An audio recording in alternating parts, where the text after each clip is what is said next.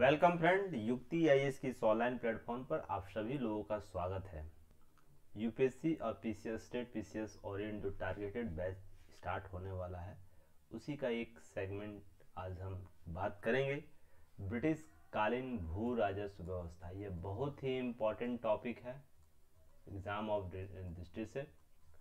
इस पर बहुत से to the point to the fact topic पे आपको प्रश्न किए जाते हैं और लगातार इस टॉपिक से आपको एग्ज़ाम में 1 से 2 प्रश्न आपको देखने को मिल जाता है। इससे बहुत से बाय प्रोडक्ट के रूप में और भी 2 से 3 प्रश्न बन जाते हैं। तो इस टॉपिक से आप अगर कुल मिला लिए जाए तो 5 से 7 प्रश्न ऐसे होंगे जो किसी न किसी बस इसी टॉपिक से रिलेटेड होंगे। तो चलिए हम उस पर बात करेंगे। आज के सीरीज में हम लोग बात करने वाले हैं प्रमुख कृषि पद्धति क्या थे ब्रिटिश कालीन शासन व्यवस्था के दौरान। उसमें अस्थाई बंदोबस्ती महत्वपूर्ण थी, रैयतवाड़ी बंदोबस्ती थी, महलवाड़ी बंदोबस्ती थी। अन्य कृषि पद्धतियां क्या थी, जैसे 3 कठिया व्यवस्था जो आप लोगों को सुनने को मिलता है। इससे चंपारण आंदोलन भी हुआ था।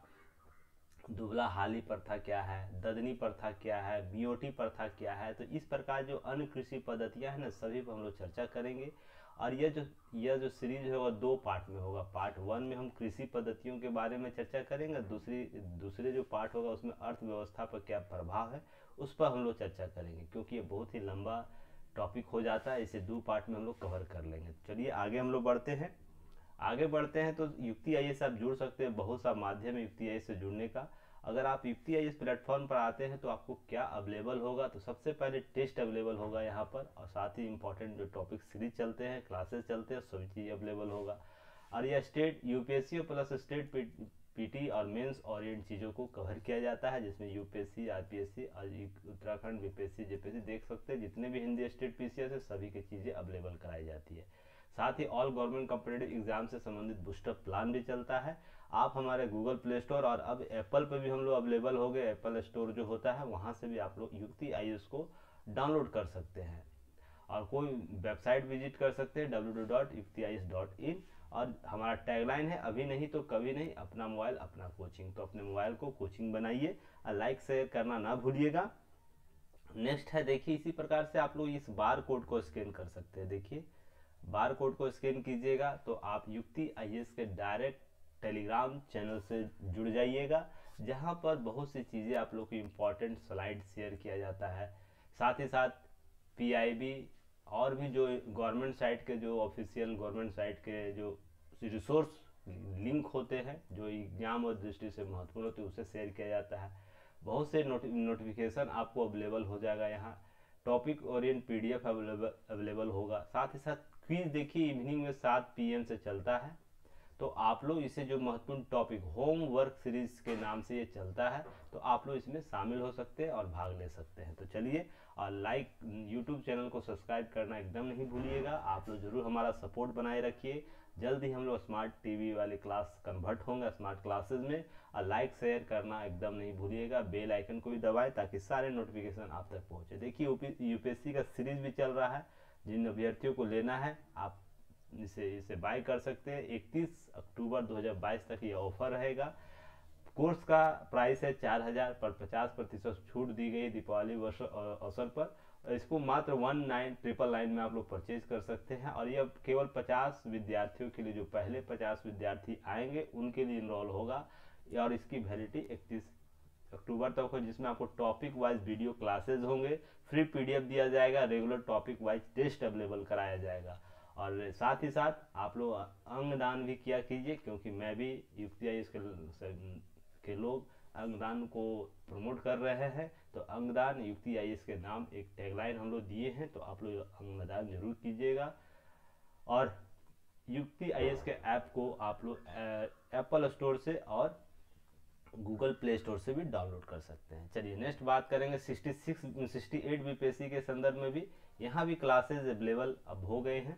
आपको इसका फी रखा गया है 2000 पर। दीपावली के अवसर पर 50% की छूट है, जिसमें आपको 999 में ही आपको अवेलेबल हो जाएंगे सारी कोर्सेज, जिसपे topic wise classes, video classes, PDF और रेगुलर टेस्ट अवेलेबल कराया जाएगा। आप इतना ही कर लेते हैं, 68 बीपीएससी आपसे नहीं छूटे। और ये टारगेटेड बैच होगा, ध्यान रखिएगा। इसमें टारगेटेड जो एग्जाम ओरिएंट चीज़ें होती है ना, उसको कवर किया जाएगा। तो जिससे आपका एग्ज़ाम क्वालिफाई हो जाए और आपका लिस्ट में नाम हो, इस पर विशेष बल दिया जाएगा। और यह भी केवल पहले 50 विद्यार्थियों के लिए अवेलेबल कराया गया है और इसकी वैलिडिटी 31 अक्टूबर 2022 तक है। तो आप लोग जल्द से जल्द इसमें जुड़िए, जितने जल्दी इसको, नहीं तो फिर इस पर आपको 2000 के संबंधित जो सूचनाएं दी जा रही है वो हो जाएगा। तो आप 999 देकर भी परचेज कर सकते हैं। देखिए डेली करंट अफेयर सीरीज भी चल रहा है, इसे भी आप लोग डेली इवनिंग में देखते हैं और इसका पीडीएफ अवेलेबल होगा 19 में, 1 साल का ये वैलिडिटी होगा। और इसका सोर्स जो होगा PIB, government site, the Hindu, Dainik Jagran और भी रिसोर्सेज जो होते हैं अवेलेबल उसके लिए। पीटी मेंस और इंटरव्यू और इन चीज़ें को कवर करेगा, तो आप जरूर इससे जुड़िएगा। साथ ही साथ देखिए ये सबसे इम्पोर्टेंट है, सभी अभ्यर्थियों को ये जरूर लेना चाहिए, क्योंकि देखिए एक दैनिक जागरण न्यूज़पेपर एनालिसिस है। आपको यह प्रीलिम्स, पीटी, मेंस और interview Orient Dainik Jagran news analysis कराया जाता है, जो मॉर्निंग में डेली आता है 10 बजे, 9 से 10 के बीच में आपको अवेलेबल हो जाता है। तो आप इसे ज़रूर देखिए, इसे शेयर कीजिए, सपोर्ट कीजिए, ताकि आप लोग का जो करंट ओरिएंट टॉपिक को कवर करना होता है उसको यह दूर कर देता है। और यह यूपीएससी, स्टेट पीसीएस के साथ जितने भी कॉम्पिटिटिव एग्जाम हैं उनके लिए महत्वपूर्ण हो जाता है। और इसका मात्र फी रखा गया है 299 आपको 1 साल के प्लान के लिए, जिसमें आपको की नोट्स भी अवेलेबल कराया जाता है जो एग्जाम ओरिएंट हो उस पर टॉपिक वाइज। साथ ही साथ यूपीएससी का टेस्ट भी चल रहा है, आप इसे परचेज कर सकते हैं। इसमें आपको टोटल देखिए, टोटल टेस्ट आपको अवेलेबल कराया गया है और ऑनलाइन टेस्ट सीरीज है, तो इस पर आप लोग बात, और बायलैंग्वेज है, साथ में ये भी याद रखिएगा बायलैंग्वेज है, हिंदी इंग्लिश दोनों मीडियम का स्टूडेंट इसे परचेज कर सकते हैं। और इसमें क्वालिटी आप पहले देखिए आके, इस फ्री टेस्ट दिया हुआ है, आप फ्री टेस्ट एक बार लगा के देखिए, क्वालिटी इसको समझिए कि एग्जाम ओरिएंट क्वालिटी है या नहीं, क्या आपको इस टॉप टेस्ट सीरीज लेने के बाद क्या एग्ज़ाम में उपयोगी वो टेस्ट सीरीज होगा या नहीं, इस पर पहले क्वालिटी को जाके पहले परखिए, समझिए, उसके बाद ही परचेज कीजिएगा। नहीं लगेगा क्वालिटी बेस्ट है तो आप कहीं और भी परचेज कर सकते हैं। पर मुझे विश्वास है, अपने एक्सपीरियंस होल्ड पर ये बता रहा हूँ कि पहले आप क्वालिटी को देखिए किस प्रकार से एग्ज़ाम ओरिएंट चीज़ों को कवर किया गया है। चलिए अब हम लोग बात करेंगे आज के टॉपिक पर। देखिए पहले मैं आप लोग को इसमें शॉर्ट फॉर्म में बता दूंगा कि क्या क्या है, उसके बाद डिस्कशन इस पर करूंगा ताकि चीज़ें आप लोग सतही ज्ञान आपको हो जाए।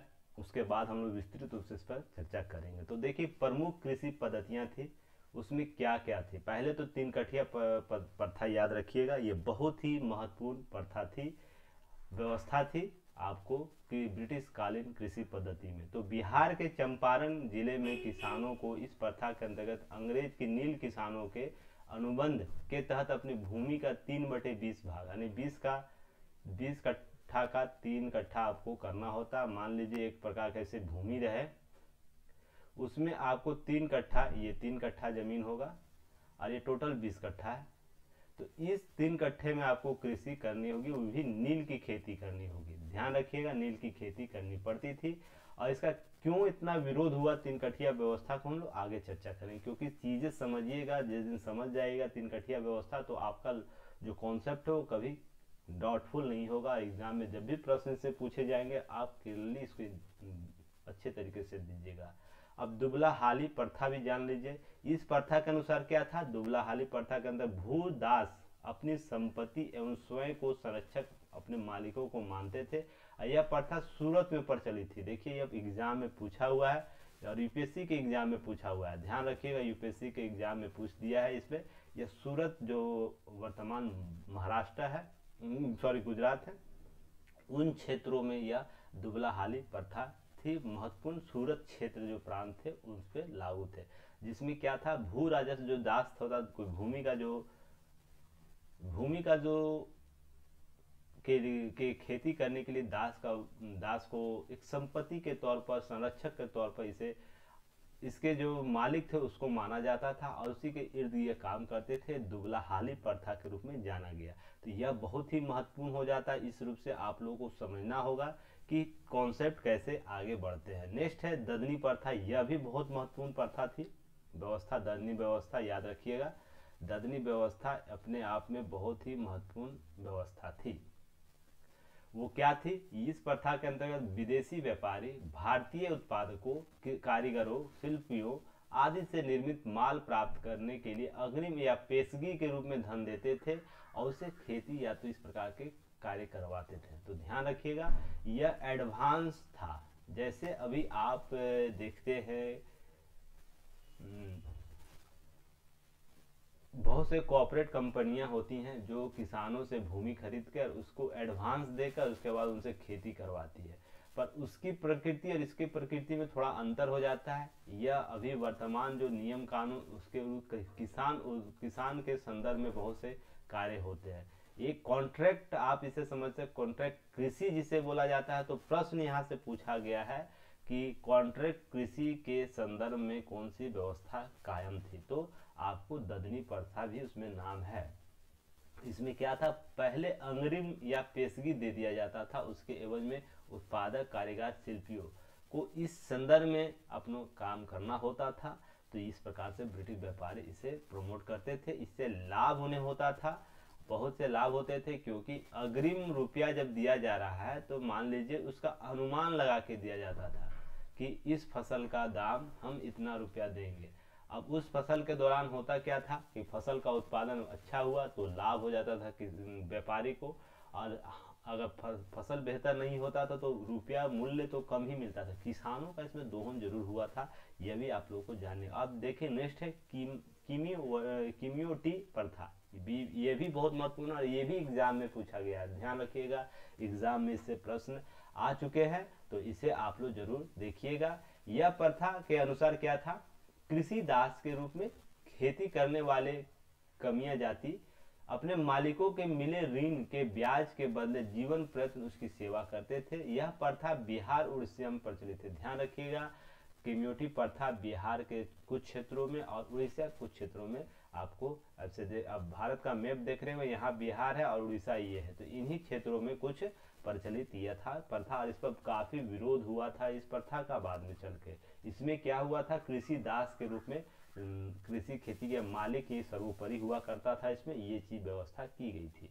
नेक्स्ट हम लोग बात करेंगे, देखिए नई भूमि व्यवस्था के संदर्भ में बातें करेंगे, किस प्रकार से आगे बढ़ती है। कुछ कॉन्सेप्ट है उसे पहले समझ लीजिए, ये क्यों इस प्रकार से इतने आप लोग ब्रिटिश कालीन संदर्भ में ब्रिटिश दौरान आप लोगों को इतना मिला, इस प्रकार से देखते होंगे कि एक सेकंड में पेन का थोड़ा कलर चेंज कर दूं ताकि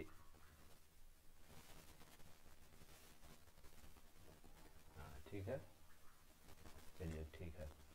देखिए यह व्यवस्था क्यों इतना लागू की गई, क्यों इस पर ब्रिटिश सरकार इतना प्रभावशाली तरीके से इस पर काम करना चाह रही थी, क्यों इसका रीजन कुछ रहा होगा, तो उसको पहले हम लोग समझ लेंगे, उसके बाद हम लोग आगे बात करेंगे।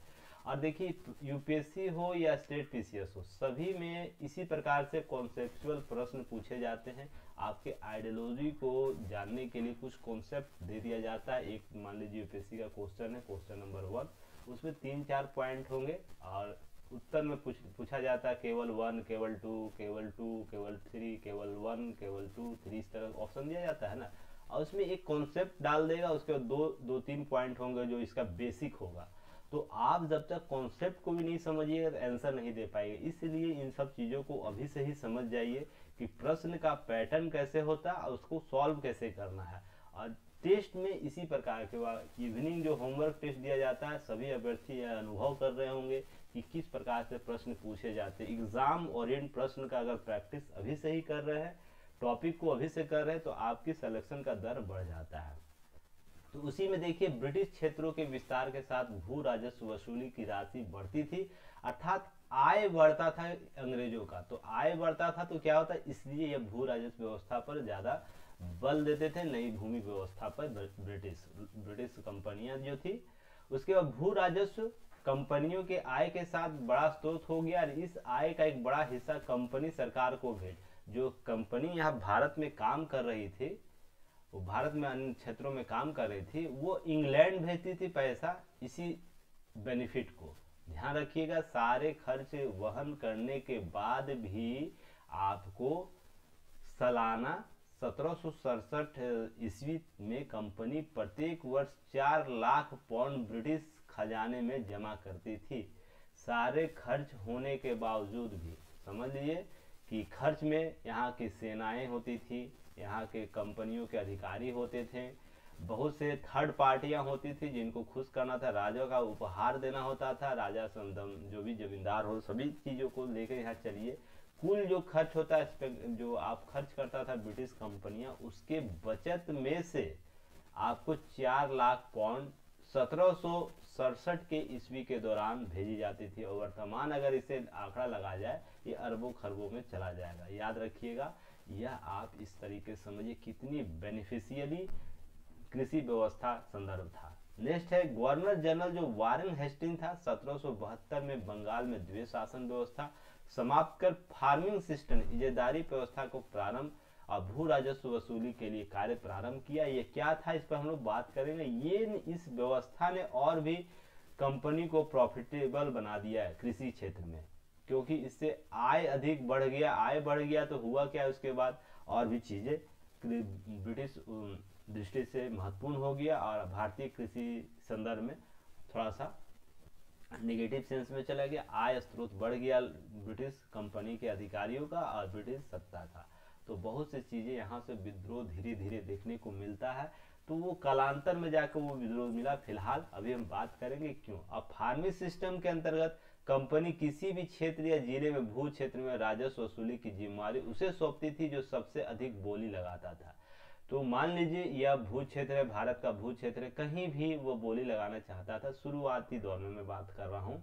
अगर मान लीजिए तो जो बोली सर्वाधिक लगाए, मान लीजिए 5 व्यक्ति आता है, ए बी सी डी, इसने लगाया एक भूभाग पर बोली लगाया 10 रुपया, इसने लगाया 5 रुपया, इसने लगाया 15 रुपया, इसने लगाया 25 रुपया। तो इसे डी को दे दिया जाता था। इससे संबंधित जितनी भी इस क्षेत्र में, मान लीजिए इस क्षेत्र में बिहार, मान के चलिए बिहार क्षेत्र में, यूपी के क्षेत्र में अगर इसे भू राजस्व वसूली करनी है तो इजादारी व्यवस्था के तहत सर्वाधिक जो बोली लगाएगा जमींदार उसे ही दे दिया, जो व्यक्ति लगाता था उसे ही दे दिया। उसके एवज में वो वसूली करता था उस क्षेत्र से आय, कृषि उत्पादों से आए। और उसके बाद एक जो राजस्व था, कंपनी का एक भाग भारत के इंग्लैंड में और अन्य हिस्से निर्यात करती थी इसी के संदर्भ में। तो ये चीजें आप लोग समझिएगा। वारेन हेस्टिंग के समय कंपनी के बंगाल और बिहार में राजस्व वसूली के अधिकारी नीलामी परंपरा की थी। तो यही नीलाम परंपरा जो थी बिहार और बंगाल के संदर्भ में देखने को मिला था उसमें इजारी व्यवस्था। ऐसा व्यक्ति जो सबसे ऊंची बोली लगाता था उसे एक निश्चित मात्रा, यहाँ मूत्र से हो गया है, मात्रा होगा, से राजस्व वसूली करने का अधिकार दे दिए जाते थे, जिसे जमींदारी व्यवस्था बाद में कहा जाने लगा। और यहीं से आपको एक प्रश्न क्रिएट किया जाता है, किस व्यवस्था ने जमींदारी व्यवस्था को जन्म दिया। तो देखिए व्यवस्था कौन था, पहले भी बहुत सी प्रकृति थी जमींदार वसूली करने का। ऐसा नहीं कि इंग्लैंड के ब्रिटिश लोग ही आके ही इस व्यवस्था को लागू कर दिया था। हाँ, कॉन्सेप्ट को जरूर डेवलप किया था, ध्यान रखिए कॉन्सेप्ट को जरूर डेवलप किया था, पर उससे पहले भी भू राजस्व वसूल करने के बहुत से तरीके हमारे जो भी सम्राट थे उनके साम्राज्य में देखने को मिला। वो क्यों न चंद्रगुप्त मौर्य के साम्राज्य में देखने को हो, गुप्त काल में देखने को हो, उत्तर गुप्त काल में, मुगल काल में, सभी में आपको देखने को मिल गया होगा। पर जैसे ही ब्रिटिश आते थे इसका मानकीकरण कर दिया जाता है, मानकीकरण किया जाता है और लाभ उत्प्रेरित काम किया जाता है कि अधिक से अधिक लाभ हमें ब्रिटिश कंपनी को देना है। तो याद रखिएगा जमींदारी व्यवस्था, इजादारी व्यवस्था जो थी, याद रखिएगा फार्मिंग सिस्टम के बाद उत्पन्न परिस्थिति के संदर्भ में आई थी। तो इसे भी आप लोग अच्छे तरीके से समझिएगा। चलिए नेक्स्ट हम लोग बात करेंगे। अब ये मैप देखिएगा, मैप से आप लोग सारे चीजों को क्लियर कर लीजिएगा। जैसे मैप में है ब्रिटिश कालीन भू राजस्व व्यवस्था, तो जैसे आपको अस्थाई बंदोबस्त कहाँ कहाँ लागू था ये देखिए, जहां भी स्टार लगा हुआ है अस्थाई बंदोबस्त लगा हुआ था। ध्यान रखिएगा अस्थाई बंदोबस्त। अस्थाई बंदोबस्त मान लीजिए इन क्षेत्रों में लगाए गए थे जहां पर आपको इस प्रकार के कॉन्सेप्ट डेवलप थे, जहां पर जमींदार प्रभावित था, जमींदार प्रभावित था। और आपको अभी भी जमीन बहुत बड़े सेठ आपको नजर आएंगे किन क्षेत्रों में, आपको उत्तर प्रदेश, बिहार, उड़ीसा, पश्चिम बंगाल, आपको इनकी कोठियां देखने को मिल जाएंगी। कोठियां देखने को मिल जाए। संदर्भित यह है कि इन क्षेत्रों में जमींदार एक वर्ग हुआ करता था, वो प्रभाव रखता था सोसाइटी में, और इसके प्रभाव में बहुत से लोग, क्योंकि ये देखिए धरातलीय स्तर पर यही मालिक हुआ करता था इन क्षेत्रों में। माई बाप जिसे बोला जाता था ना, पुराने माई बाप यही हुआ करते थे, और एक प्रकार की ये सरकार चलाया करते थे अपने अपने क्षेत्रों में। कहने का मतलब सरकार, कहने का मतलब ये मत समझिएगा सेना रखती थी, कहने का मतलब सरकार कि प्रारंभिक स्तर पर जो जरूरतें हुआ करती थी लोगों का, ये जमींदार वर्ग ही पूरा करते थे, इसलिए इसे माई बाप कॉन्सेप्ट दिया गया। तो आपसे प्रश्न यहाँ पूछा जा सकता है कि इस कॉन्सेप्ट को माई बाप कॉन्सेप्ट के संदर्भ में भी समझा जा सकता है। तो जमींदारी व्यवस्था को आप लोग पहले के मूवी देखिएगा, बहुत से पहले के लिटरेचर पढ़िएगा, जो शोषित किसान वर्ग होते थे जमींदारों को माई बाप कहते थे। अभी भी जाइएगा, जो संपन्न वर्ग होता है इन क्षेत्रों में बाहुबली लोग होते हैं, उनको माई बाप ही बोला जाता है। आप लोग ध्यान दीजिएगा, अपने आसपास के वातावरण में समझने की कोशिश कीजिएगा। नेक्स्ट है रैयतवाड़ी व्यवस्था कहाँ थी, तो रैयतवाड़ी दक्षिण भारत में आपको यहाँ से देखिए लागू थी। वास्तुतः आपको समझ सकते हैं, इसको जो अंडरलाइन किया गया है इसमें रैयतवाड़ी व्यवस्था थी, जो बंबई से लेकर उत्तरी कर्नाटक और मद्रास ये सब क्षेत्रों में लागू था। रैयतवाड़ी अर्थात डायरेक्ट किसानों से इसमें आपको कांटेक्ट किया जाता था, किसान ही इसकी भू राजस्व देते थे, एक भूमि आकलित करके उसके आय स्रोत करके। महालवाड़ी आपको पंजाब, उत्तर प्रदेश के जो उत्तरी क्षेत्र है, पश्चिमी क्षेत्र है उसमें, और मध्य प्रांत, इन सब क्षेत्रों में आपको लागू था आपको महालवाड़ी व्यवस्था। तो देखिए बात है कि मैप से आप स्पष्ट समझ रहे होंगे कि भूमि का जो वर्गीकरण किया गया था राजस्व के संदर्भ में, कुछ चीजें बात थी यहाँ पर ध्यान रखिएगा। ऑपरेशन वर्गा याद रखिएगा, ऑपरेशन वर्गा यह पश्चिम बंगाल में 1778 को ऑपरेशन वर्गा चलाया गया। इसका उद्देश्य था विदेशी और विशेष अवधि में बटाईदार का रजिस्ट्रेशन करना तथा इससे कानूनी अधिकार प्राप्त कर सके, अधिकार स्थायी जोत धारकों को प्राप्त होगा। तो 1978 में आपको ऑपरेशन वर्गा चलाया गया था इसी संदर्भ में। तो प्रश्न यहाँ से पूछा गया है, ऑपरेशन वर्गा कब चलाया गया, किससे संबंधित था, किस कॉन्सेप्ट से। तो इस मैप को याद रखिएगा तो आपको एक चीज याद पता चलेगा कि इसमें हमारे भारत क्षेत्र में ब्रिटिश काल में किन क्षेत्रों में कौन सी व्यवस्था थी। स्थायी बंदोबस्त आपको मध्य जो ये क्षेत्र है, आधा यूपी बनारस वाले क्षेत्र, और उसके बाद उड़ीसा, पश्चिम बंगाल, बिहार, असम तक का जो कुछ क्षेत्र आपको लागू था, वहां पर स्थायी बंदोबस्त। रैयतवाड़ी मुख्यतः दक्षिण भारत में था, जिसमें बम्बई, उत्तरी कर्नाटक, देखिए दक्षिण भारत उस समय बम्बई का क्षेत्र भी आया करता था। वर्तमान संदर्भ में मत समझ जाइएगा, नहीं तो कॉन्सेप्ट गलत। दक्षिण भारत उसमें बम्बई भी आया करता था, महाराष्ट्र जो क्षेत्र था मठवाड़ा, उसके बाद उत्तरी कर्नाटक, मद्रास, और आपको महालवाड़ी क्षेत्र में पंजाब, जो महाल होते थे, समूह होते थे, मध्य प्रांत में सामूहिक रूप से महाल को आपको दिया जाता था। अब चीजें यहाँ पर देखिए, इसके कॉन्सेप्ट को समझिएगा, इसे किसने लागू किया था और किसने लागू किया, कब लागू हुआ, और इसमें प्रकृति क्या थी भू राजस्व व्यवस्था को लागू करने की, उससे क्या उसके कॉन्सेप्ट थे, जिससे प्रश्न बार बार एग्जाम में पूछे गए हैं। जैसे अस्थाई इमतदारी फिर जमींदारी बंदोबस्त, सभी एक ही कॉन्सेप्ट है, इसको नाम जमींदारी व्यवस्था के तहत माना जाता है। इस्तेमारी व्यवस्था, जमींदारी व्यवस्था कहे या स्थायी बंदोबस्त कहे, सब एक ही है। इसको लागू करता था कॉर्नवालिस के काल में, यह लागू हुआ था 1793 में, याद रखिएगा वर्ष 1793 या ईस्वी 1793 ईस्वी में, जिस तरह आप लिखना चाहे।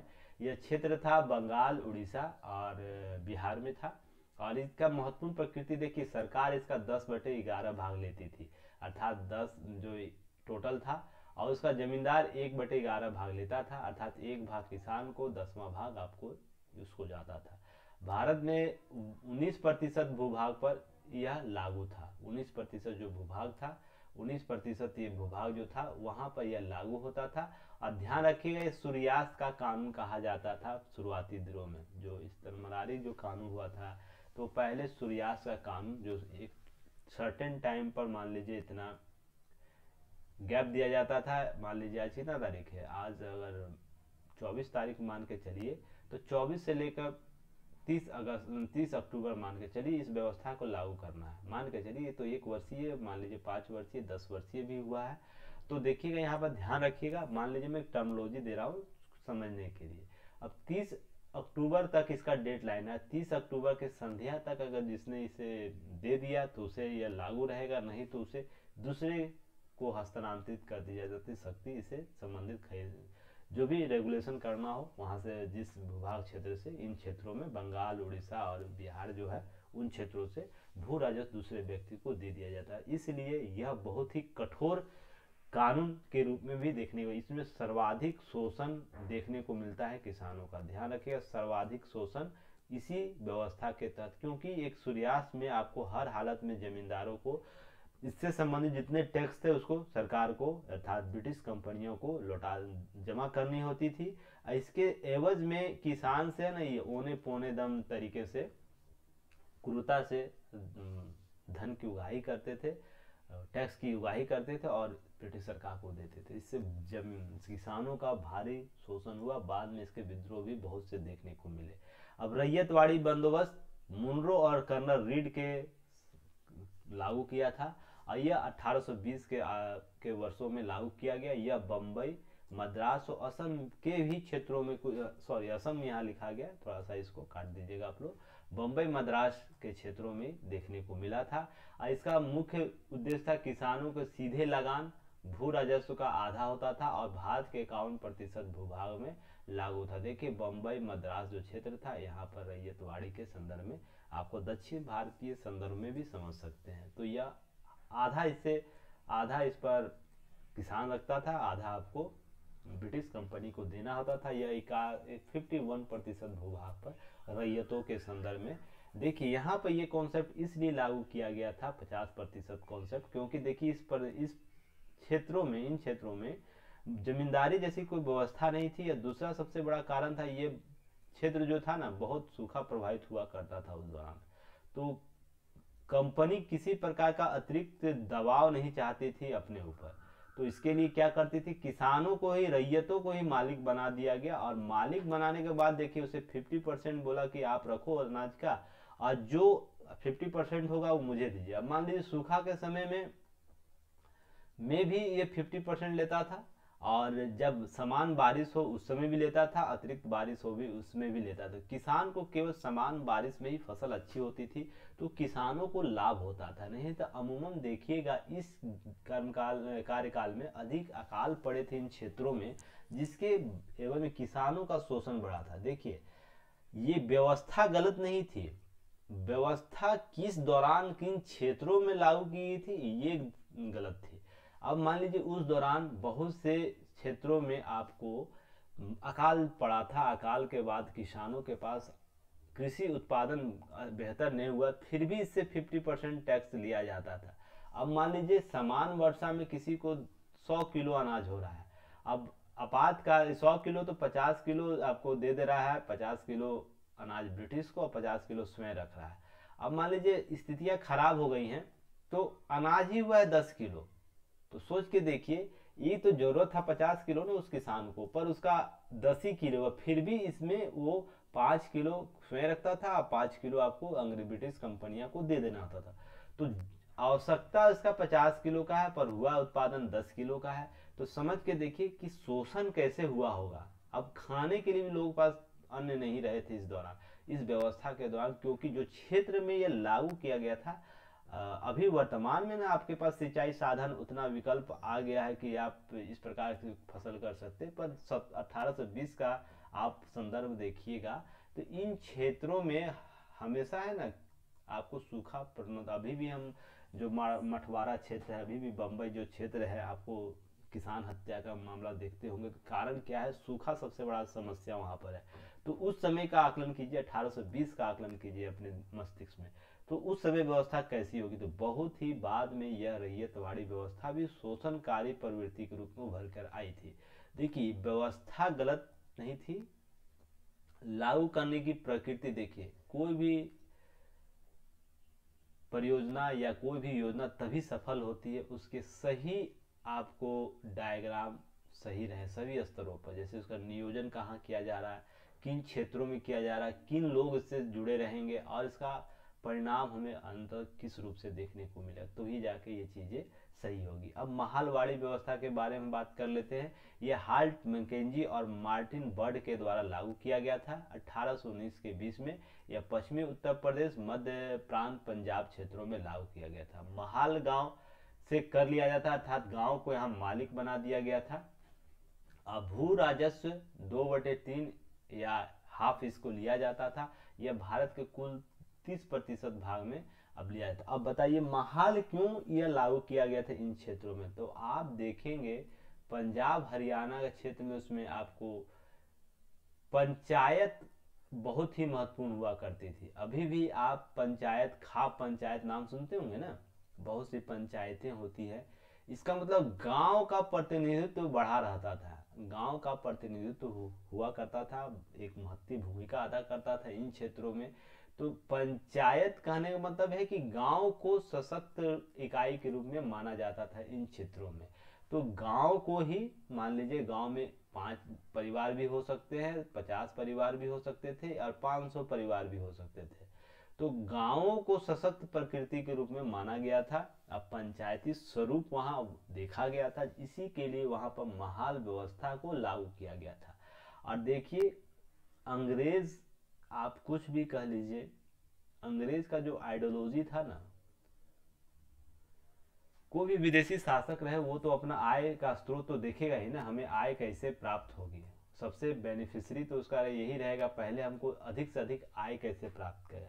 पर पूरे ब्रिटिश शासन के दौरान आप देखते होंगे कि नियमों, जो भी नियम बनाते हैं ना, उसके प्रति वो उस क्षेत्र विशेष के संदर्भ में पहले रिसोर्स डेवलप करते थे। R&D, रिसर्च एंड डेवलपमेंट, अपने अधिकारियों के संदर्भ में करते थे। और कौन सी व्यवस्था कहाँ लागू करनी है, कौन सी ड्रॉबैक उन क्षेत्रों में है और कौन सा स्ट्रॉन्ग पार्ट है, उस पर सभी पर वो आकलन करके व्यवस्था करती थी। देखिए अब जैसे बिहार, बंगाल, उड़ीसा क्षेत्रों में जमींदारी व्यवस्था को क्यों लागू की गई, महालवाड़ को क्यों नहीं लागू की? अगर ये लागू भी किया जाता तो ये कॉन्सेप्ट यहाँ फेल हो जाता। हाँ, इससे देखिए ये व्यवस्था कमजोर हुई प्रकृति और परिस्थिति के अनुसार, न कि इस व्यवस्था में, अब व्यवस्था में जो कॉन्सेप्ट था उसके आधार पर। ये देखिए यहाँ पर बहुत से ड्रॉबैक आगे मैं बताऊंगा कि किस रूप से ड्रॉबैक थे इस जमींदारी व्यवस्था में जो असफल हो गया। अब देखिए, अब बंबई मद्रास क्षेत्र में मैं बताया रैयतवाड़ी व्यवस्था को क्यों लागू की गई, अब जमींदारी व्यवस्था को क्यों नहीं लागू की गई, या महालवाड़ी को क्यों नहीं लागू की गई। देखिए रिसर्च एंड डेवलपमेंट, इसे सीखने की जरूरत है हमें। रिसर्च एंड डेवलपमेंट क्षेत्र अगर हम मजबूत करते हैं तो हम संपूर्ण क्षेत्र के संबंध में सही आकलन कर सकते हैं। तो आप लोग ध्यान रखिएगा कि जब भी आप एग्जाम देने जाते हैं, इंटरव्यू देने जाते हैं, तो इंटरव्यूअर जो होता है आपसे क्या सीखना चाहता है, आपसे क्या आपने पाता है कि किसी भी नियम, कानून या व्यवस्था के संदर्भ में आपका R&D कितना बेहतर है, अर्थात आप उस विषय पर कितना बेहतर सोचते हैं, आप उस विषय को कितना सूक्ष्म तरीके से समझा सकते हैं, या इस तरीके से कितना आसान तरीके से उससे किसी व्यक्ति विशेष से जोड़ सकते हैं। ये देखता R&D पार्ट देखता है आपको। तो ये ध्यान रखना है कि इंग्लैंड की जो प्रवृत्ति थी उससे सीखने की जरूरत है। नेक्स्ट है, हम लोग बात करेंगे अस्थायी बंदोबस्त के बारे में। अस्थायी बंदोबस्त के संदर्भ में देखिए कुछ चीजें, उसके बाद हम लोग नेक्स्ट क्लास में सारी चीजों को कवर करेंगे। नीलामी व्यवस्था के कंपनी के आय में स्थिरता नहीं आई, इसलिए कंपनी ने बंगाल और बिहार भू राजस्व स्थायी रूप में निर्धारित करने के लिए यह निर्णय लिया कि हमें अब भू राजस्व को अस्थायी स्वरूप देना है, इसके लिए ताकि आय में हमें स्थिरता प्राप्त हो और एक सबल हम कॉन्सेप्ट को डेवलप कर सकें। तो 1793 ईस्वी में कॉर्नवालिस भाई जी आते हैं, उसने नई व्यवस्था लागू कर दी जिसे अस्थायी बंदोबस्त कर दिया। इससे पहले बहुत सी व्यवस्थाएं पहले से लागू था, मैंने आप लोग बताया भी। इस व्यवस्था के अंतर्गत जमींदारी जागीर का मालिक बना दिया गया, जो जागीर कहने का मतलब जमीन का मालिक बना दिया गया। अब वही भूमि से राजस्व की वसूली करेगा और सरकार को डायरेक्ट बेनिफिट दे, सरकार उसके संदर्भ में अपना निश्चित एक टैक्स उसे दे दिया कि आप इतना जमा कर दीजिए, उसका जो करना, आप जैसे वसूल करना, जिस तरीके से वसूल करना चाहते हैं आप करिए, हमको कोई मतलब नहीं है। तो यह व्यवस्था ने आपको इस उस रूप से लागू किया गया। उसे प्रत्येक वर्ष एक निश्चित समयावधि के राजस्व की एक निश्चित राशि सरकार को देनी थी। पहले प्रत्येक वर्ष के लिए लागू हुआ था, फिर उसके बाद 5 वर्ष आया, फिर 10 वर्ष भी इसे कर दिया गया। तो ध्यान रखिएगा, आपको इस प्रकार से भी प्रश्न पूछा जाएगा। अब बंदोबस्त ब्रिटिश भारत का 19% क्षेत्र में लागू था। इसे बंदोबस्त के अंतर्गत बिहार, बंगाल, बिहार, उड़ीसा और संयुक्त प्रांत के कुछ क्षेत्र भी लागू किए। ध्यान रखिएगा, बंदोबस्त के तहत मुख्यतः तो बंगाल, बिहार और उड़ीसा ही था, पर कुछ संयुक्त प्रांत के भी क्षेत्र को लागू किया गया था। उत्तरी कर्नाटक के कुछ क्षेत्र भी इसमें लागू किए गए थे, जहां पे इस प्रकार से मुख्यतः पर बिहार, बंगाल, उड़ीसा ही याद रखिएगा आप लोग। नेक्स्ट है, जमींदार भूमि का मालिक नहीं होते थे, न ही उनके बेच सकते थे। भूमि को वो बेच नहीं सकते थे, ध्यान रखिएगा।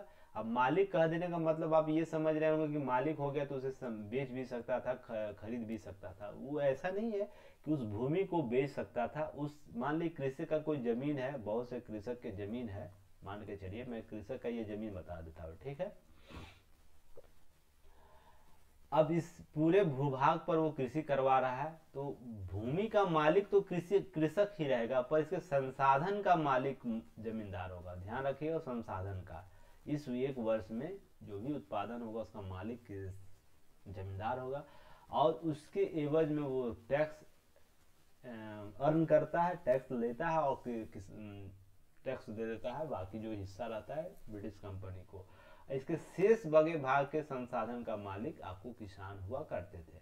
तो ये चीज आप समझिएगा, यह भूमि को नहीं बेच सकता था, उसके संसाधन को बेच सकता था। संसाधन जो अन्न उपजाया जाता था, मान लीजिए 1793 में क्या होता होगा, खेती होती थी उस दौरान। किसानों को जमीन से बेदखल नहीं कर सकते थे। देखिए ध्यान रखिएगा, उसको इस जमीन से बेदखल नहीं किया जा सकता था। जमींदारों को उनकी भूमि छीनी जा सकती थी। जमींदारों से उसकी जो भूमि क्षेत्र दिया जाता था छीनी जाती, जो सूर्यास्त का कॉन्सेप्ट था, आपको छीन कर दूसरे को दिया जा सकता था। नेक्स्ट है, अस्थायी बंदोबस्त कंपनी के नियमित आय होने लगी, और इस व्यवस्था में जमींदारों से नए वर्ग ने जन्म दिया जो अंग्रेजों के प्रति वफादार थे। और आने वाले समय में यही जो वर्ग था अंग्रेजों के लिए सहायक रहा उसके साम्राज्य विस्तार के लिए। तो यह भी आप लोग को जानने की जरूरत है कि यह क्यों इतना इम्पोर्टेंट हो जाता है। नेक्स्ट है, 1790 में कॉर्नवालिस ने एक योजना बनाई थी कि जमींदारों को जमीन के मालिक रूप में स्वीकृति कर एक निश्चित अवधि के लिए निश्चित लगान उनके बदले भूमि दे दी जाए। तो 1790 के आसपास और भी चीजें बदल गई। नेक्स्ट है, नेक्स्ट चीजें याद रखिएगा। चलिए, इस उद्देश्य के लिए क्या हुआ था, बंगाल और जमींदार के 10 वर्षीय यहाँ देखिए कुछ कॉन्सेप्ट हो गया है गलत, जैसे एरर हो गया, फॉन्ट एरर, तो उसे मैं सुधार दे रहा हूँ, पर पीडीएफ में देखेंगे हम लोग, उसे देखिएगा, सुधार लीजिएगा आप लोग, ठीक ना। 10 वर्षीय अनुबंध के बाद 1793 बंगाल बिहार में इस व्यवस्था को चिर अस्थायी व्यवस्था या अस्थायी व्यवस्था के रूप स्वरूप किया गया, क्योंकि 10 वर्षों का यह कॉन्सेप्ट बाद में आ गया। पहले 1 वर्ष था, फिर 5 वर्ष आया, फिर 10 वर्ष आया। ध्यान रखिएगा, 10 वर्ष जब आया तो इसे अस्थायी बंदोबस्त के रूप में भी जाने लगा। इस नई व्यवस्था को जमींदारों ने भूमि का मालिक बना दिया और भूमि पर उसका स्वामित्व पैतृक हो गया। ध्यान रखिएगा, जब ये 10 वर्षीय हुआ ना, 10 वर्षीय हुआ, तब जमींदारों को भूमि का मालिक बना दिया गया। उससे पहले जमीन का मालिक कौन हुआ करता था, किसान हुआ करता था, जब ये 1 वर्षीय और 5 वर्षीय के दौरान आता। पर 10 वर्षीय जैसे ये कॉन्सेप्ट डेवलप हुआ, 10 वर्षों में इस कार्यकाल में इस तरह की प्रकृति डेवलप हुई जिसमें मालिक ही किसान, क्योंकि कर्ज में डूब गया सारा किसान, तो वो मजबूर हो गया भूमि को बेचने के लिए औने पौने दाम पर, और सारे जमींदारों ने जमीन खरीद ली। ध्यान रखिएगा, यही कॉन्सेप्ट था इस जमींदारी व्यवस्था को, और यह अस्थायी रूप से हस्तांतरण हो गया उसके स्वामित्व पैतृक रूप से, अर्थात अब ये 10 वर्ष के बाद हस्तांतरण, मान लीजिए एक्स कोई पिता इस जमींदारी व्यवस्था किसी भूभाग पर वसूली कर रहा है, उसका वाई बेटा भी आएगा तो इसे इस भूमि पर जमींदारी व्यवस्था के तहत इसे लिया जाएगा, वो वसूल करेगा। तो धीरे धीरे यह बढ़ जाता है आपको इस रूप से। नेक्स्ट बात करेंगे हम लोग इसी तरह। अब किसान मात्र क्या था, ध्यान रखिएगा मात्र रैयत के रूप में काम करता था, एक हेल्पर के रूप में देख सकते हैं, किसान हेल्पर के रूप में, रैयत के रूप में, रैयत अर्थात एक कॉन्ट्रैक्ट, जैसे हम डेली आप है ना, डेली आप कहीं काम कराते हैं अपना अपनी खेती में, तो किसी को दाम दे के ना, दाम दे के उससे काम करवाते हैं, अर्थात पैसा देकर उसे काम करवाते हैं उससे। इसी प्रकार से रैयत हो गया यह, और जमींदारों पर यह आश्रित हो गया। किसानों के भू संबंधी और अन्य पैतृक अधिकार समाप्त हो गए थे। ध्यान रखिएगा, जो किसानों के थे भूमि संबंधी और अन्य पैतृक जो अधिकार हुआ करते थे, इस व्यवस्था ने समाप्त कर दिया। और जमींदारों के लिए आवश्यक बना दिया गया कि वे निश्चित अवधि के लिए निर्धारित किए गए लगान का 10/11 हिस्सा कंपनी के कोष में जमा करवा दे, और शेष 1/11 भाग जो है वसूली व्यय अपने पास रखे, और उससे जो भी चीजें हैं आप उसे कवर कर सकते हैं। चीजें आपको इसी तरीके से कवर करनी होंगी। तो आप लोग इन सब चीजों को समझिएगा कि प्रश्न कैसे पूछे जाते हैं, किस रूप से पूछे जा रहे हैं, और क्या ये पूछा जाता भी है नहीं। पहले मैं आपको 1000 बार बोलता हूँ, जितनी बार मैं अभी क्लासेज लेता हूँ आप लोगों को क्या बोलता हूँ, सिलेबस को सामने रखिए अपने स्टडी के में, और प्रीवियस ईयर जो क्वेश्चन होते उसको सामने रखिए, दोनों स्तर के, पीटी और मेंस दोनों के स्तर के।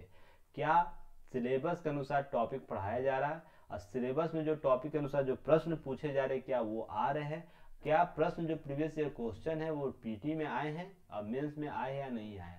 तो आप देखिएगा कि ये सब सारे प्रश्न आपको एग्जाम में पूछे जा चुके हैं। तो आप लोग इसे जरूर समझिए कि किस रूप से यह प्रश्न आपको जरूरी हो जाता है, तो आप ये सब चीजें समझ में आ जाएगा।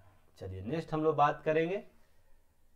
1799 ईस्वी में उन्होंने अधिकार दिया कि ये लगान नहीं देने से किसानों को भूमि बेदखल कर सकते हैं और उनकी संपत्ति जब्त कर सकते हैं।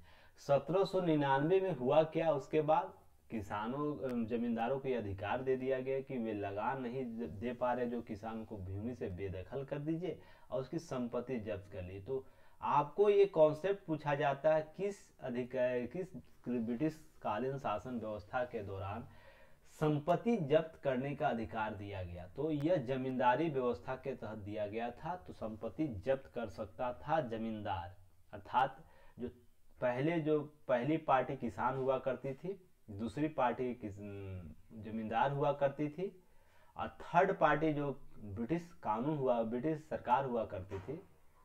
तो फर्स्ट पार्टी के जमीन का संपत्ति जब्ती करने का अधिकार दे दिया गया। ध्यान रखिएगा, प्रश्न से यहाँ से पूछा जा सकता है। इस तरह से कॉन्सेप्ट क्लियर कर लीजिए आप लोग कि जो वास्तविक जो मालिक हुआ करते थे जमीन के, उससे खरीदने एक ब्रोकर जो हुआ करता था, वो जमीन संपत्ति जब्त करता था।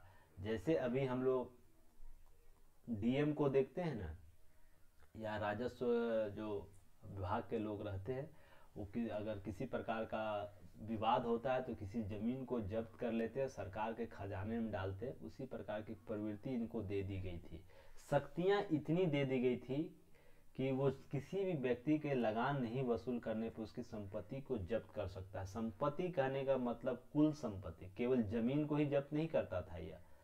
अब मान लीजिए कोई किसान है, इसको थोड़ा सा मैं स्लाइड को खाली कर दूं, उसके बाद आपको समझाता हूं तो समझ में आएगा बेटर तरीके से। अब मान लीजिए भूभाग है, उसमें आपको बहुत से इसके होंगे, भूभाग के पार्ट है, बहुत से जमीन है इसमें किसी किसान के, ठीक। और साथ साथ में इसका घर भी है, कहीं घर होगा ना, घर के साथ आप ये भी सोचिए, घर के साथ इसकी कोई और भी सोर्सेस रहा होंगे।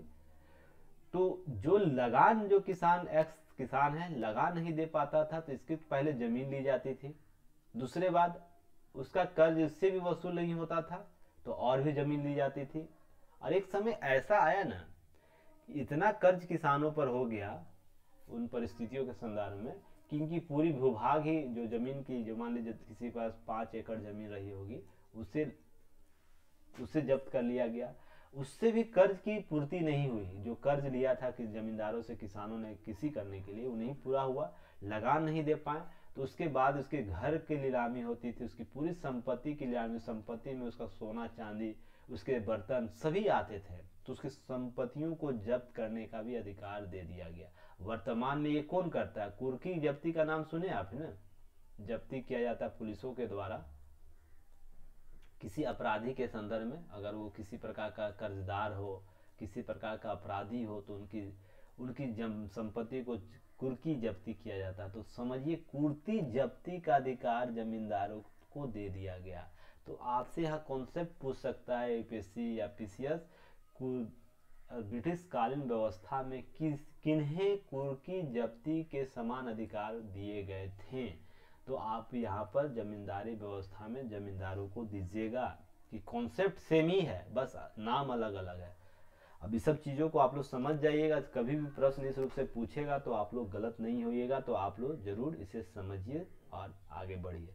नेक्स्ट है, फसल का उत्पादन नहीं होने पर किसान लगा नहीं दे पाते थे। जैसा कि मैंने आप लोग बताया, समान मौसम के दौरान एक अति बारिश के संदर्भ में और एक सूखा के संदर्भ में, इस समय तो किसान चलिए बेहतर तरीके से सभी चीज़ों को कर लेता था, पर ये परिस्थिति उसे विषम स्थिति में ला देता था और किसान लगा नहीं दे पाते थे। ऐसी स्थिति में अत्यधिक संख्या में किसानों को बेदखल कर दिया जाता था। इस प्रकार भूमि खेतीहर मजदूर की संख्या बढ़ती रही। यह पहले जो मालिक हुआ करता था किसान अपने भूभाग का, कुछ समय पश्चात उसने अपनी संपत्ति के जो स्वामित्व था वो खो दिया और मजबूर हो गया जमींदार के जमीन पर खेतीहर होने के लिए, अर्थात पैसा लेकर काम करने के लिए। जैसे आज का मजदूर वर्ग होता है ना, मजदूर जो किसान आपके खेत में आके किसानी करता है, उस तरह भूमिहर खेतीहर के रूप में ये मजदूर जो खेतीहर थे, मजदूर की संख्या बढ़ती गई और यह एक समय ऐसा आया कि यह एक ही कृषि पर, एक ही भूभाग पर, मान लीजिए एक ऐसा भूभाग है जहाँ पर पहले 5 लोग काम करते थे, अब एक ही भूभाग पर 50 लोग काम करते, तो यह संख्या इतनी बढ़ गई थी, ध्यान रखिएगा। इस प्रकार समस्या उत्पन्न हुई थी। इस कारण गांव में आज भी देखते इनकी आबादी अत्यधिक है। आज भी देखिएगा भूमिहर किसान मजदूरों की संख्या आज भी आपको अपने गांव में, अपने आसपास पड़ोस के गांवों में देखने को मिलेगा। अब इसको यहाँ से समझिए, पश्चिम बंगाल का किसान जो भूमिहर कभी मालिक हुआ करता था, आज यूपी के किसी क्षेत्र में जाके गेहूं की फसल का उगाही करता है, गेहूं के फसलों को काटता है, सभी संसाधन, उसके एवज में वो गेहूं या तो पैसा लेता है। तो ये किसान जो हस्तांतरण किसान पद्धति जो डेवलप हुआ भूमि के, जो वर्तमान में जो आज भी कायम है, ऐसे बिहार का है, झारखंड का, बहुत से राज्यों का, दक्षिण वाले राज्यों में देखने को मिलता है। तो यह आपको प्रश्न यहाँ से क्रिएट किया जाता, आज का जो भूमिहर किसान खेती मजदूर पद्धति है वो किसका परिणाम है?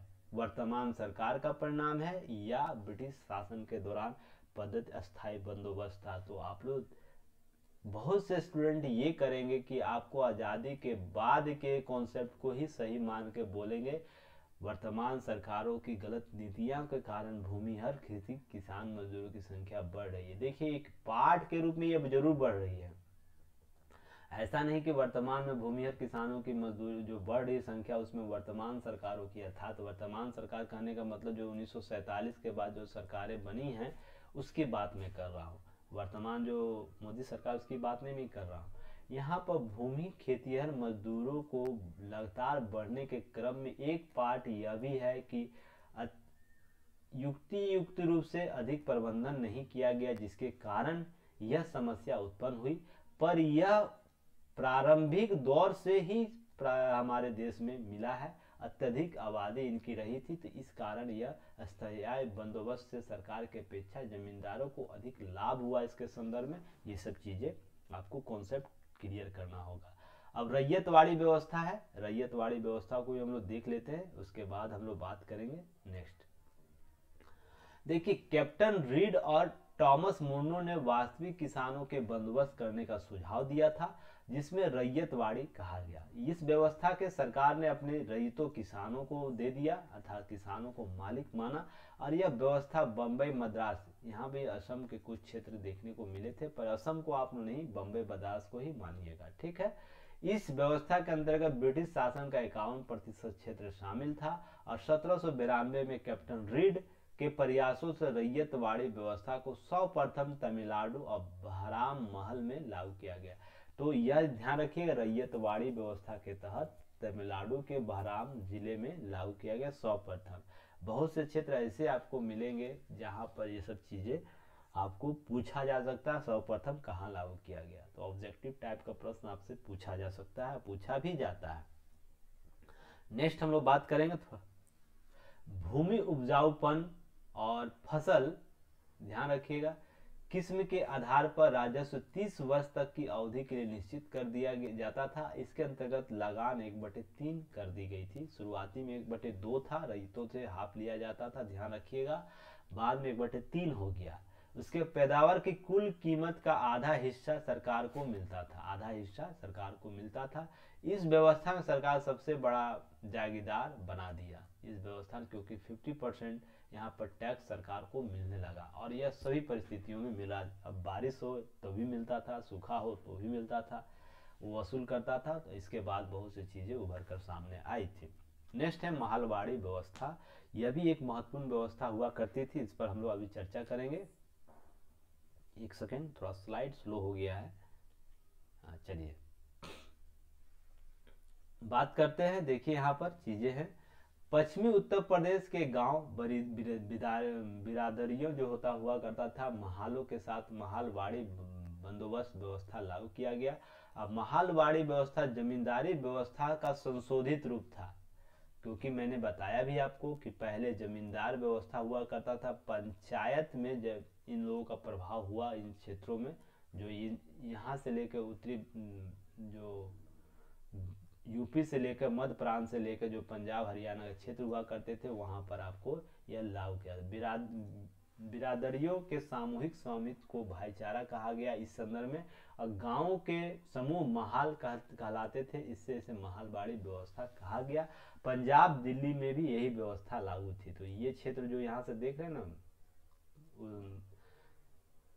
पश्चिमी आपको यूपी से लेकर उत्तरी यूपी से लेकर आपको इन क्षेत्रों में महलवाड़ी व्यवस्था ही लागू थी। अब यह ब्रिटिश का जो भूभाग का था 30% भूभाग पर लागू था, कुल ब्रिटिश भूमि। ऐसा नहीं कि पूरे उस दौरान पूरे संपूर्ण भारत पर लागू था ब्रिटिश कानून। याद रखिएगा, कुछ प्रांत यहाँ पर लागू थे, कुछ प्रांत ऐसे लागू, कुछ प्रांत ऐसे थे, कुछ प्रांत ऐसे थे, इस तरह। अब बीच में भारतीय शासकों का शासन हुआ करता था, ध्यान रखिएगा।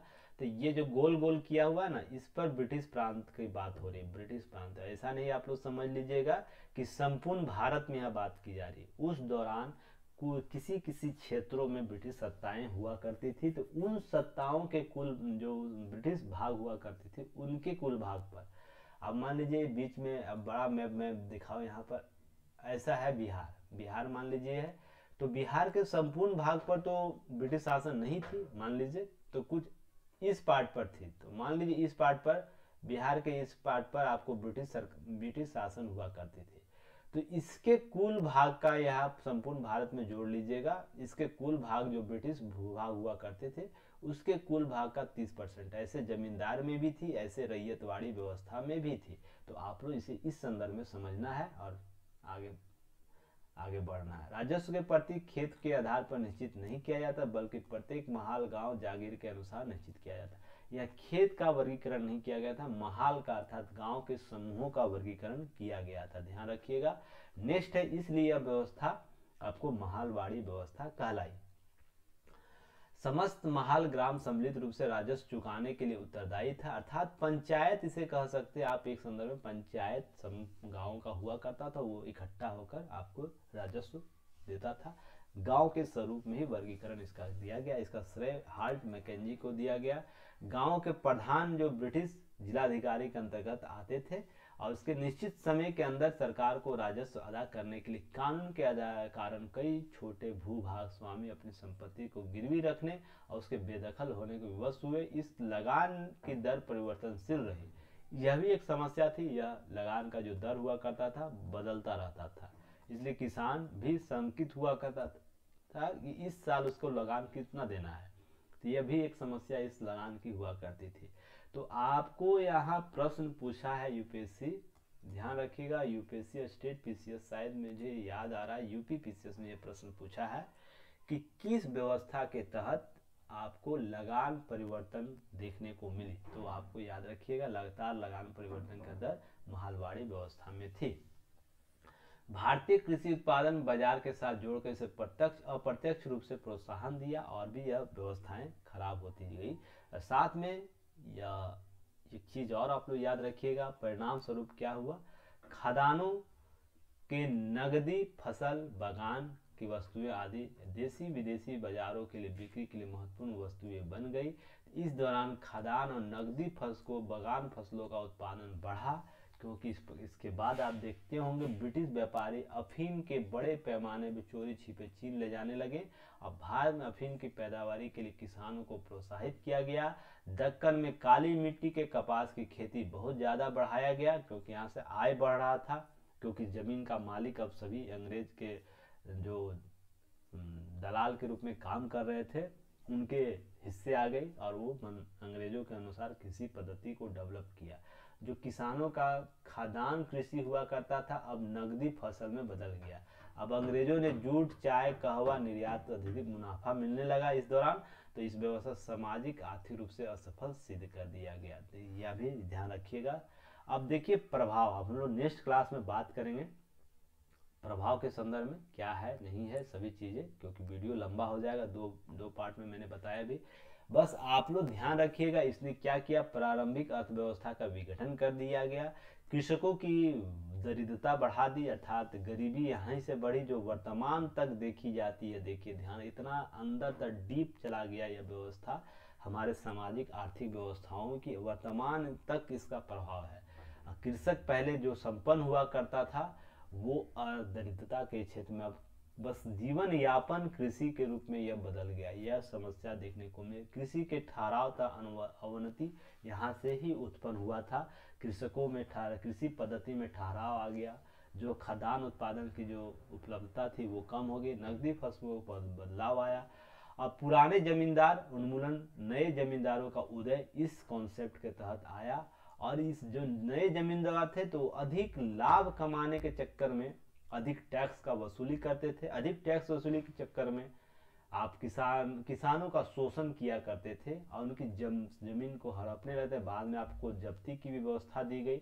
इसने इस वर्ग को इतना सशक्त कर दिया ना कि यह माई बाप कॉन्सेप्ट को डेवलप कर दिया कि आप ही मेरे माई बाप हो, आप हम पर दया करो। ब्रिटिश बाद में आते थे ना, पर उससे पहले यही एक सबसे बड़ा समस्या होने लगा कि माई बाप कॉन्सेप्ट डेवलप कर लिया। कृषि का वाणिज्यिकरण देखने को मिला इस एक परिणाम स्वरूप। अब बाद में हालांकि देखिए उस समय वाणिज्यिकरण कृषि का हुआ तो कुछ गलत एस्पेक्ट देखने को मिला था, पर वर्तमान में वाणिज्यिकरण कृषि का एक सफल परिणाम देख के हम लोग देखते हैं। अगर कृषि उस दौरान वाणिज्यिकरण नहीं होता तो बाद में अन्य स्वरूपों में होता तो और भी परिस्थितियां विपरीत होती। तो ये सब देखिए परिणाम आएंगे, इस पर हम लोग नेक्स्ट क्लास में बात करेंगे सभी विस्तृत। कुल मिलाकर यह समझिए जो भी व्यवस्था लागू की गई थी, ठीक ना, जो भी व्यवस्था लागू की गई थी ब्रिटिशों के द्वारा भूमि राजस्व के संदर्भ में, भूमि संग्रह के, भूमि क्षेत्रों में, उसने सभी ने किसानों का शोषण किया। सभी ने किसानों को शोषण किया अपने अपने तरीके से, वो जमींदारी व्यवस्था हो, रैयतवाड़ी व्यवस्था हो, महलवाड़ी व्यवस्था। जमींदारों में जमीन के स्वरूप में जब्ती परिवर्तन के संदर्भ में आपको शोषण हुआ। रैयतवाड़ियों में आपको 50% लगान दिया जाने लगा, जिसके संदर्भ में क्या हुआ कि आय किसान ब्रिटिश अधिकारियों की बढ़ने लगी, ब्रिटिश सरकार की बढ़ने लगी, तो वो अलग तरीके से यहाँ पर टैक्स दबाव में और भी दबाव बढ़ता गया किसानों पर। एक समय ऐसा आया कि वो मजबूर हो गए वाणिज्यिक कृषि करने के लिए। अब महलवाड़ी देखिए, महलवाड़ी व्यवस्था ने भी कहीं न कहीं कृषि के मानकीकरण को समाप्त कर दिया। तो ये सब समस्याएं थी। अब नेक्स्ट क्लास में हम लोग आएंगे तो विस्तृत रूप से यह बात करेंगे इसके प्रभावों पर। यह भी एक लंबा टॉपिक है, तो 2 पार्ट में इसे कवर करें। तब तक के लिए आप लोग युक्ति आईएएस से जुड़े रहिए। जो भी पैकेज स्टार्ट हुए हैं यूपीएससी को लेकर, टारगेटेड क्लास बैचेज स्टार्ट हुए, बीपीएससी को लेकर टारगेटेड बैच स्टार्ट हुआ, अब यूपी पीसीएस के लिए भी टारगेटेड बैच स्टार्ट होगा, तो आप लोग इनरोल कीजिए। बहुत से स्टूडेंट इनरोल करवा रहे हैं, और जो छूट दी गई है वो केवल सभी में पहले 50 स्टूडेंटों के लिए दी गई है, ध्यान रखिएगा। तो आप लोग जितने जल्दी हो सके इनरोल कराइए, ताकि आप लोग बेहतर एक कॉन्सेप्ट को पढ़ सके।